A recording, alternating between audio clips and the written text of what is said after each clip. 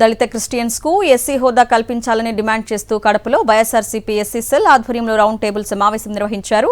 ఈ సమావేశానికి జిల్లా party president P Ravindranath Reddy, మాజీ డిప్యూటీ సీఎం ఆమ్జద్ బాషా హాజరయ్యారు.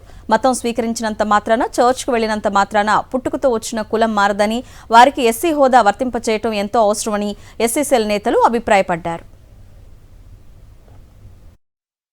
కులం అనేది మారదు. పుట్టుకతో వచ్చిన కులము ఏ మతం స్వీకరించినా కులం మారదు.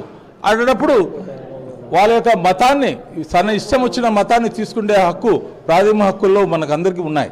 అయినప్పటికీ ఒక చర్చికి పోయినంత మాత్రాన ఎస్సీలు, ముఖ్యంగా మాలలు కానీ, మాదేవులు కానీ, మాలపల్లెల్లో కానీ వెళ్తే వారి యొక్క మతం మారినంత మాత్రాన వారి యొక్క హోదా ఏమైనా పెరుగుతుందా? ఆర్థిక స్థితి ఏమైనా పెరుగుతుందా? పెరగదు కదా. మేము కోరేది ఒకటే, వైఎస్ఆర్సీపీ పార్టీ యొక్క ముఖ్య ఉద్దేశం ఏమిటంటే ఖచ్చితంగా ఈ యొక్క ఎస్సీ హోదా అనేది ఈ యొక్క దళిత చర్చిలకు వెళ్ళే ఎస్సీలకు వర్తించాలనే మా యొక్క నినాదం.